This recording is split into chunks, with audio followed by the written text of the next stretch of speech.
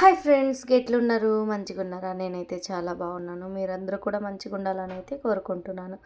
మరి వీడియోస్ చేయడానికి ఏం లేదు కాబట్టి నేను ఒక 4-5 డేస్ బ్యాక్ చేసిన వీడియో అయితే అప్లోడ్ చేస్తున్నాను. బజ్జీ ఎలా చేయాలనేసి.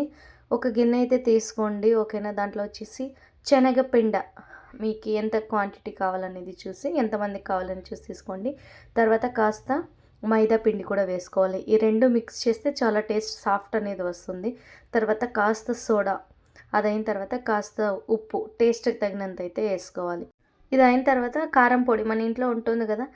దీనికి ఉత్తి కారం పొడి వేసుకుంటే చాలా బాగుంటుందండి. నేనైతే మసాలాది మిక్స్ ఉన్నింది వేసాను. మీరైతే ఉత్తి కారం పొడి వేసుకోండి, సూపర్ టేస్ట్ అయితే వస్తుంది. ఇదన్నీ వేసిన తర్వాత మంచిగా ఒక గుడ్డు వేసుకోవాలి. ఒకే ఒక ఎగ్ అయితే వేసుకోవాలి. అంటే దానికి టేస్ట్ కాంబినేషన్ అనేది మంచిగా ఉంటుంది.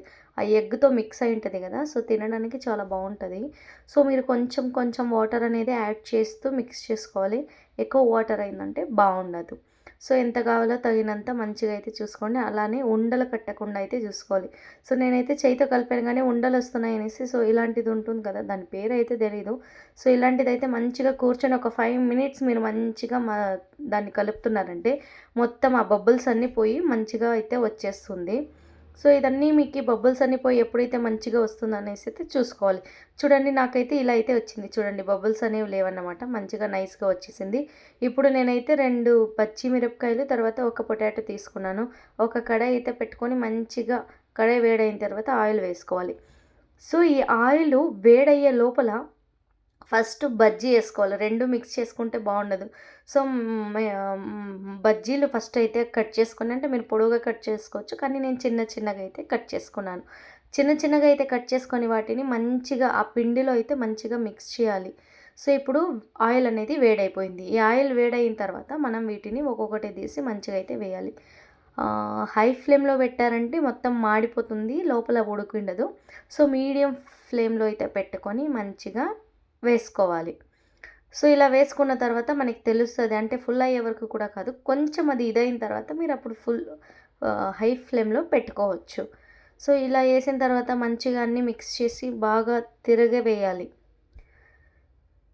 మాడిపోకుండా చూసుకొని, నేను ఆయిల్ అయితే కొంచెం వేసాను. మీరు అనుకోవచ్చు ఏంది ఇంతే ఆయిల్ అనేసి. నేను ఎప్పుడు ఏం చేసినా కూడా ఆయిల్ అనేది ఎక్కువ వేసేకపోను. చూసారా, ఇలా రోస్ట్ అవుతూ ఉంటుంది. వాటిని అయితే మంచిగా తిప్పాలి. ఫైనల్గా ఇదైతే రెడీ అయిపోయింది. దాన్ని తీసి పక్కన పెట్టేశాను. ఇప్పుడు సెకండ్ వచ్చేసి పొటాటోది కదా, పొటాటోది అయితే వేస్తున్నాను.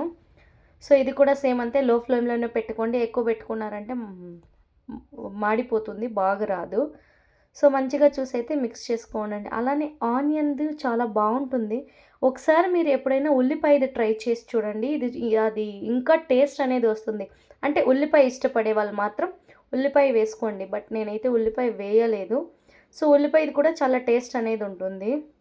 ఇది కూడా అంతే, ఒక పక్క మంచిగా ఇదైన తర్వాత మీరు మొత్తాన్ని తిరిగేస్తూ ఉండండి. ఫైనల్గా అయితే నాది ఇలాగైతే వచ్చేసింది. ఇప్పుడు చూసియండి, 2 మిరపకాయ తర్వాత ఆలుగడ్డ బజ్జీ ఎలా వచ్చేసిందని. ఫైనల్గా అంటే ఇది. ఓకే, మరి మీకు ఈ వీడియో నచ్చినట్లయితే ప్లీజ్ ఒక లైక్ చేయండి, షేర్ చేయండి, తప్పకుండా మన ఛానల్ని సబ్స్క్రైబ్ చేసుకోండి. Thank you.